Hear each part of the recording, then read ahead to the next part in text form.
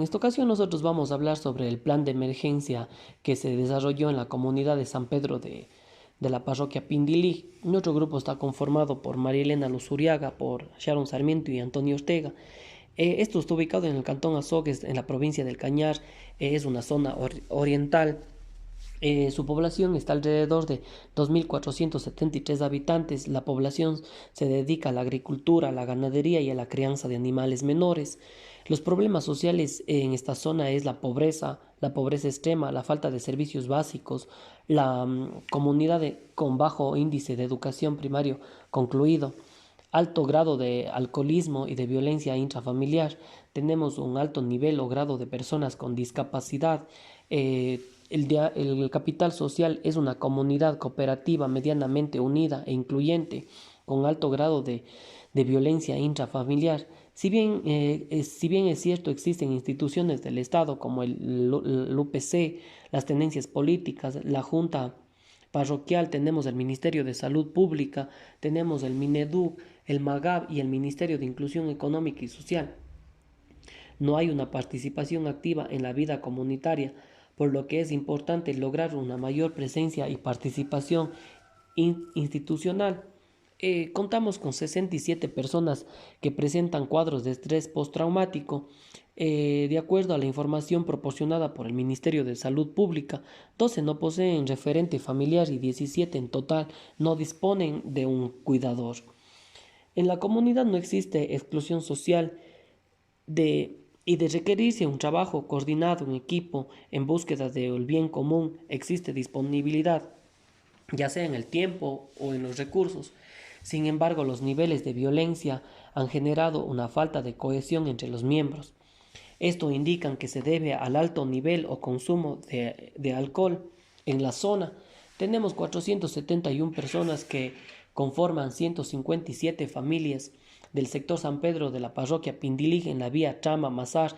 Vivieron momentos de angustia la noche del 19 de julio del 2020 por el deslizamiento de la carretera como consecuencia de estas intensas lluvias en el sector oriental del cantón Azogues, que duró 12 horas. Los afectados, quienes vivían en la parte baja de la vía, tuvieron que buscar albergues entre sus familiares cercanos y alojamientos temporales que se implementaron en la escuela de la localidad. El terreno deslizado equivale a, más o menos, para tener una idea, como 20 canchas de fútbol.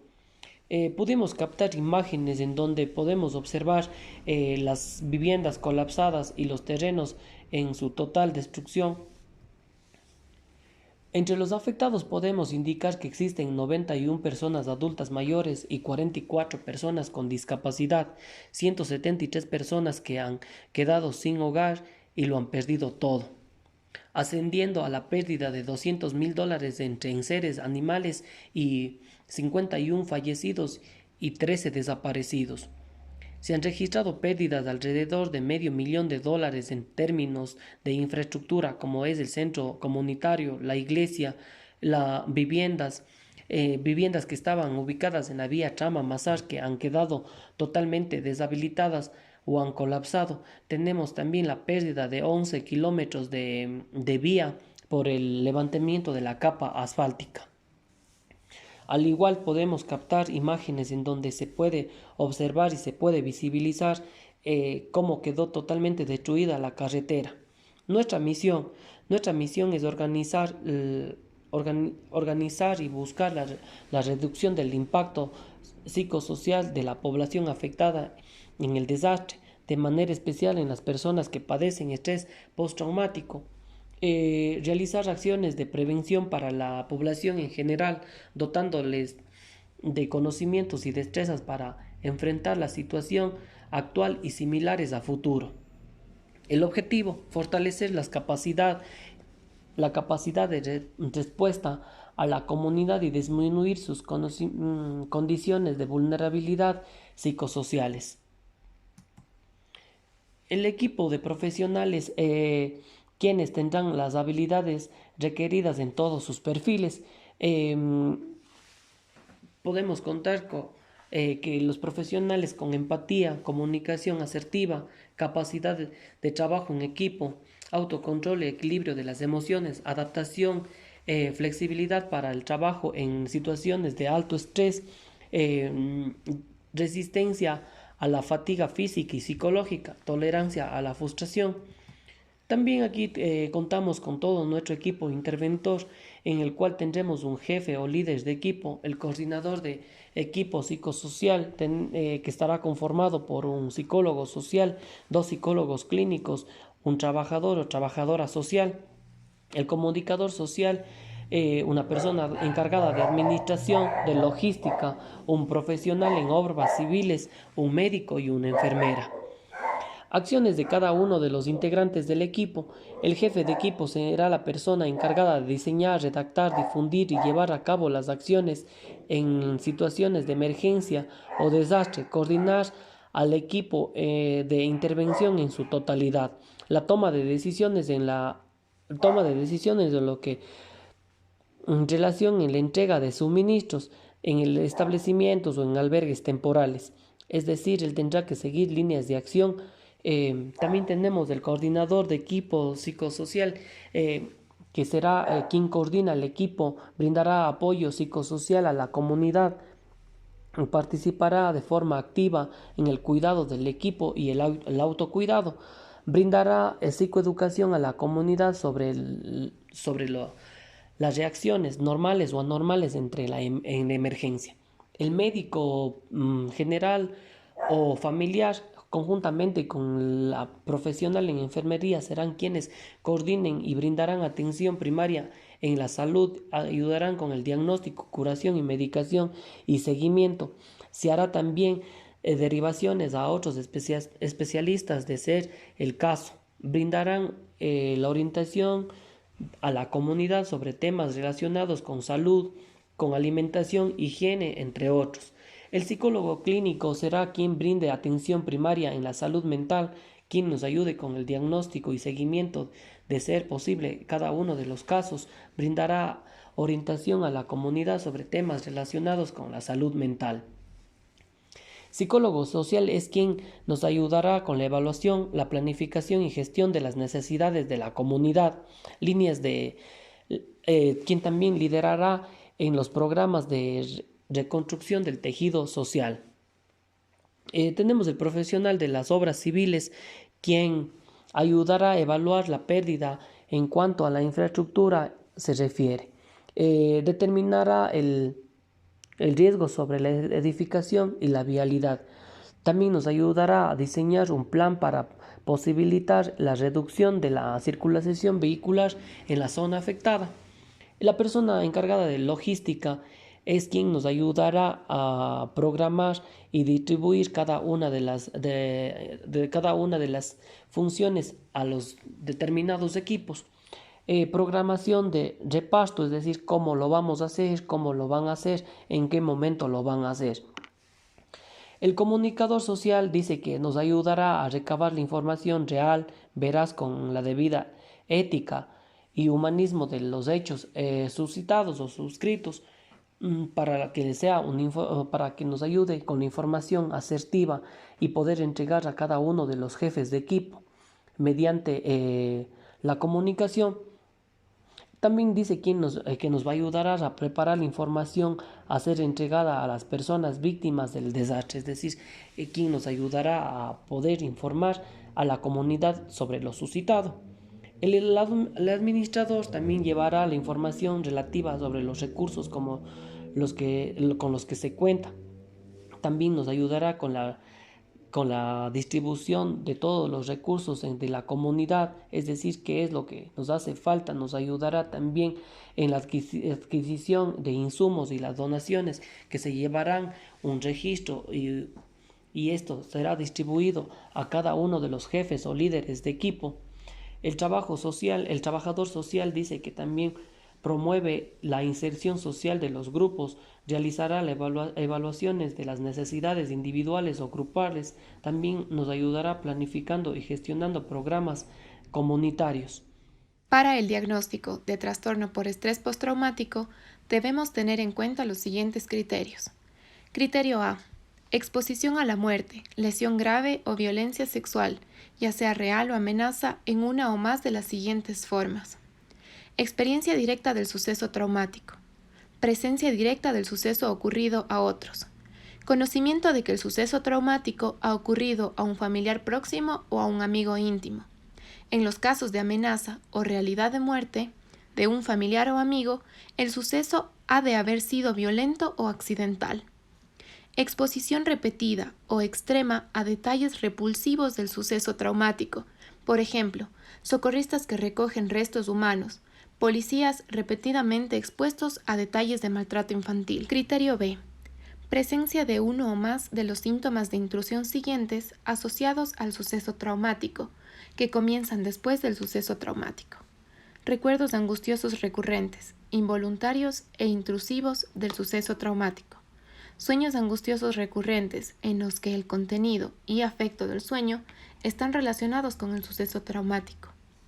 Reacciones disociativas, por ejemplo, escenas retrospectivas en las que el sujeto siente o actúa como si se repitiera el suceso traumático.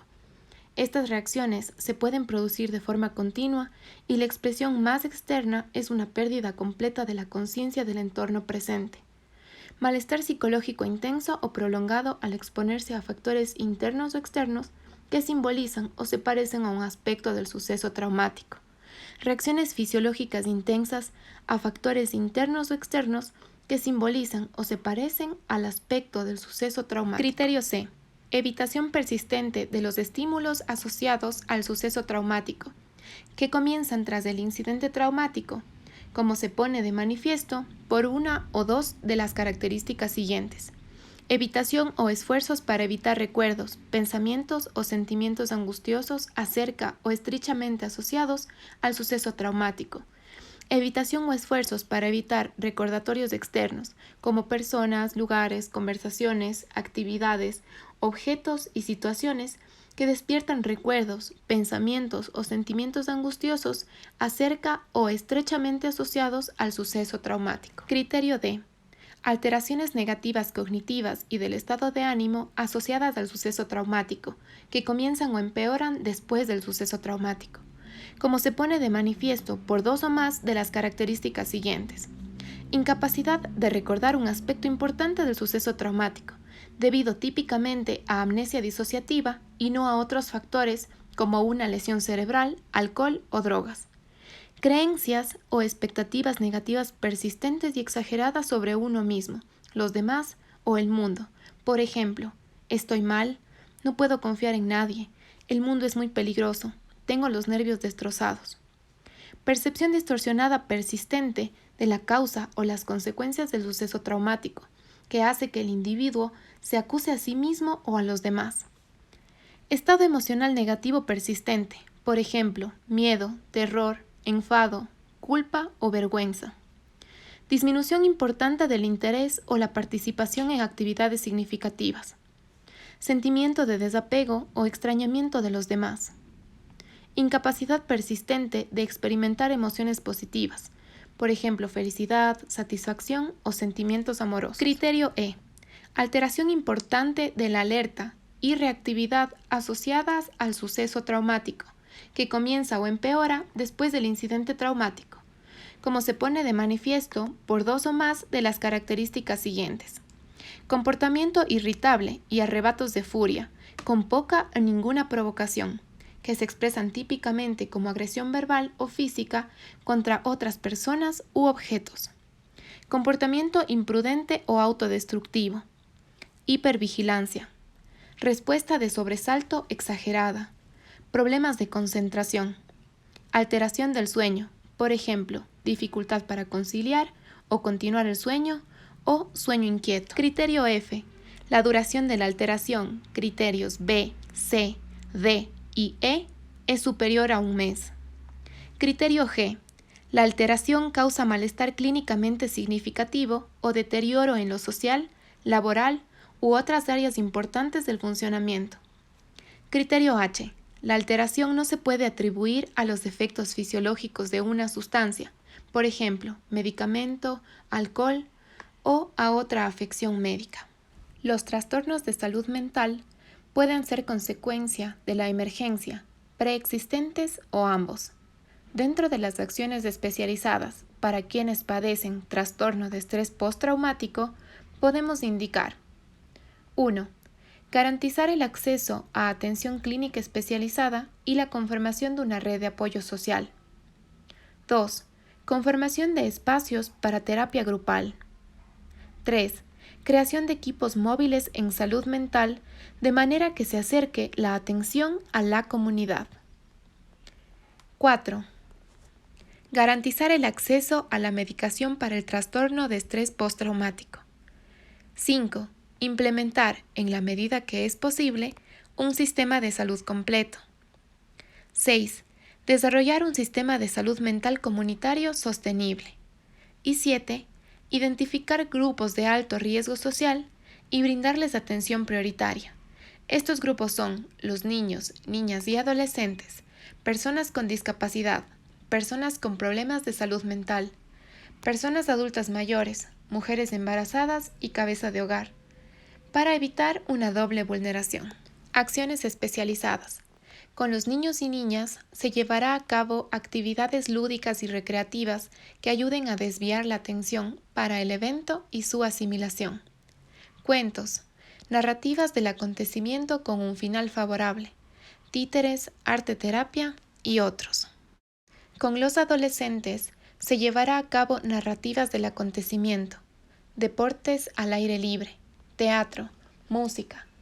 Brindar responsabilidades a los jóvenes de apoyo a otros grupos, ya que la mejor terapia es ayudar a otro. Desarrollo de capacidades locales para el empoderamiento comunitario. Creación de grupos de WhatsApp que generen información positiva e informativa. Con las personas adultas mayores se llevará a cabo terapia ocupacional para la prevención del deterioro cognitivo, motricidad gruesa y fina, funciones ejecutivas del cerebro, actividades básicas e instrumentales de la vida diaria, etc.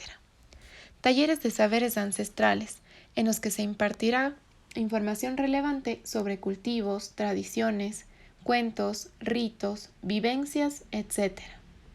Relatos sobre el incidente, esto como una técnica de descarga emocional.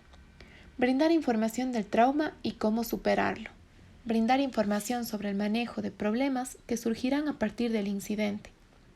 Desarrollo de capacidades locales para el empoderamiento comunitario. Refuerzo en la parte espiritual. Acciones de prevención del trastorno de estrés postraumático.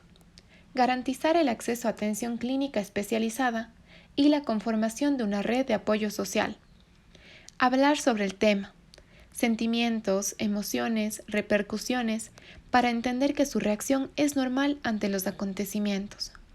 Manejo de pensamientos negativos. Ejercicios de respiración y meditación. Tratar de mantener rutinas, comida, actividades, trabajo y sueño. No aislarse. Tener pautas claras para el manejo de la ansiedad. No culparse por el suceso. Evitar el consumo de alcohol y drogas. Tener paciencia. Las cosas mejorarán, pero no es de inmediato.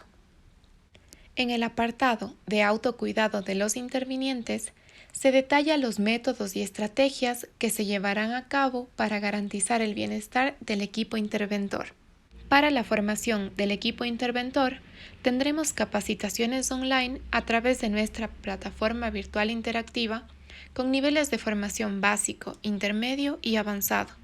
Además, se compartirá experiencias y contenidos de valor con los intervinientes a través de webinars.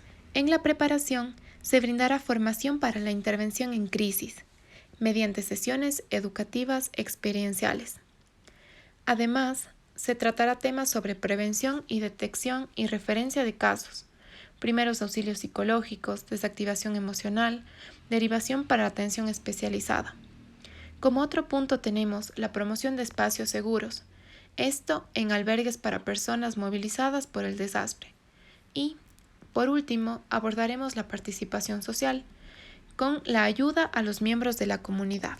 En la intervención in situ es importante definir responsables, delegar tareas para que puedan encargarse del alojamiento y alimentación del equipo interventor. Se planteará también el tiempo de intervención y el financiamiento que será proporcionado por la ayuda de empresas privadas y organismos internacionales. Para la recepción y seguimiento, en primer lugar se llevará a cabo una encuesta para conocer el estado emocional actual de los intervinientes. Esto se llevará a cabo mediante una batería corta de instrumentos psicológicos. Además, se brindará asistencia profesional, terapia en formato individual y grupal. Continuando con la exposición, vamos a hablar de lo que es el debriefing. Se trata de generar un espacio en donde se pueda expresar de forma segura todos aquellos sentimientos, pensamientos y reacciones relacionadas con lo vivido. El equipo interventor se reúne para ventilar la carga emocional acumulada tras la vivencia.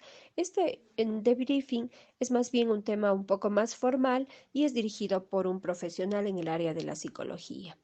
El encuentro busca la exposición verbal de lo experimentado por aquellos que han estado presentes en el acontecimiento o hecho traumático y busca también lograr un alivio en la tensión y en el estrés que éste ha generado. ¿Qué es el diffusing? El diffusing, en cambio, es a través de la intervención también de psicólogos o de pronto esta puede hacerse por el jefe porque es un tanto más informal. El equipo interventor tiene el objetivo de mejorar la calidad de vida y promover el autocuidado. Aquí se recibe asistencia luego de operar en cada emergencia. Después de cada incidente crítico en el que presencien cosas terribles, se reúne el grupo de interventores que asistió a esa emergencia y se habla de lo sucedido. Generalmente hay preguntas pautadas como qué pasó, qué hice bien, qué puedo mejorar, qué necesito para continuar. Pasamos entonces ahora a las líneas de acción. Dentro de las líneas de acción que nosotros hemos determinado para este plan de intervención, tenemos en primer lugar asegurar que las acciones se desarrollen en base a las necesidades. Para esto nosotros hemos revisado la pirámide de necesidades de intervención psicosocial en situaciones de desastre y también los recursos, para lo cual se deberá generar un registro de las personas damnificadas, evaluar los daños, las necesidades, los recursos disponibles, liderado este registro por el equipo interventor, por los miembros de la comunidad y con el apoyo interinstitucional. En el caso, por ejemplo, del espacio en el que vamos a trabajar, las instituciones presentes son el Ministerio de Salud Pública, Secretaría de Gestión de Riesgos, MAGAP, MIES, Mineduc, el GAD cantonal, el GAD parroquial, la tenencia política, entre otros. En este levantamiento también y registro debe estar el voluntariado, la academia y otros espacios que puedan contribuir. El segundo es fortalecer las capacidades de los miembros de la comunidad, alentándonos hacia acciones de voluntariado y apoyo mutuo, como por ejemplo en tareas de salvamento y socorro, aprovisionamiento de animales y agua, gestión de albergues, apoyo y refuerzo a otros grupos, saneamiento, etc. En el caso, por ejemplo, de los jóvenes, pueden encargarse de ayudar a grupos de adultos mayores, ayudar a grupos de niños, establecer espacios en los que ellos puedan generar también apoyo comunitario. El tercero es establecer conexiones que posibiliten la adquisición de habilidades, destrezas y conocimientos que puedan llevar a una gestión de la comunidad luego de la salida de los interventores. Por ejemplo, granjas. Existen en el país granjas como la de Francisco Gangotena, por ejemplo, en la provincia del Pichincha, en donde se trabaja en una agricultura agroecológica y en una agricultura que es ecoamigable. Hay también en la provincia de La Suay, mucho más cercana al espacio en el que estamos trabajando, que es Pindilig, la Granja Lernaya, en donde también se pueden hacer pasantías y también se trabaja una agricultura ecológica. En estos espacios pueden las personas generar u obtener habilidades o destrezas, como por ejemplo técnicas de siembra, de riego y otras que les pueden servir.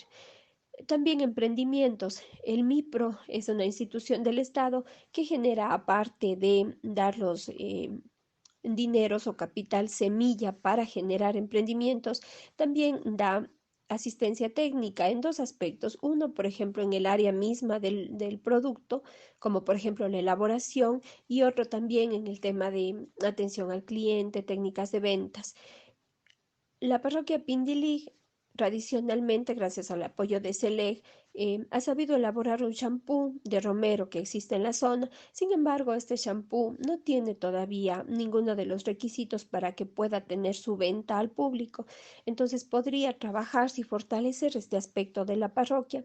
Y no solo champú, también otros enseres para uso diario y de aseo. También la crianza de animales menores. El MAGA, por ejemplo, tiene crías de cuyes y también brinda asistencia técnica. Se podría también generar talleres y generar espacios en donde se puedan adquirir estos conocimientos. Empoderamiento de las mujeres. Trabajaríamos aquí con la Fundación Avanzar, que trabaja en el empoderamiento de las mujeres y también brinda asistencia técnica y les forma en conocimientos y áreas. También el Instituto San Isidro, que apoyaría con lo que es la formación en las áreas relacionadas con la fabricación de alimentos. Implementación de microempresas en base a buenas prácticas. Aquí nosotros también podemos trabajar en vista de que Pindilig es una zona ganadera. Podrían realizarse pasantías en espacios como Salinas de Guaranda, que son comunidades que están muy cohesionadas y que han logrado en base a esa cohesión salir adelante. Salinas de Guaranda tiene sus famosos productos, el salinerito. También en Susudel existe la granja Ferbola, que también elabora mermeladas, ajíes y otros alimentos y que han sabido poner en el mercado de muy buena manera. El cuarto punto es garantizar que todos los involucrados en las actividades de intervención estén capacitados. Evidentemente, el equipo interventor tiene que llegar capacitado y con amplia experiencia en el tema. Los voluntarios también deben tener formación y deben tener experiencia en el tema. Los funcionarios institucionales y la comunidad. Es por ello que en los espacios anteriores también hemos hablado de la capacitación que se hará a la comunidad y también en todo el proceso del plan de intervención se irá capacitando en los espacios en los que puedan colaborar. La quinta es la supervisión regular de acciones sobre los damnificados, de manera que no se ponga en riesgo su integridad y derechos humanos. Reducción de factores de riesgo, especialmente a ciertos grupos. La sexta es trabajar para minimizar los riesgos del consumo de alcohol y drogas.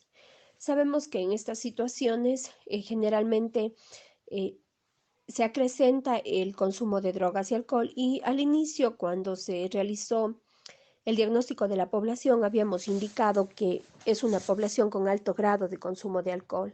Entonces, a través de talleres con el Ministerio de Salud Pública, talleres con Alcohólicos Anónimos y Narcóticos Anónimos, más bien de tipo vivencial, videos motivacionales, se pretenderá trabajar en esta área.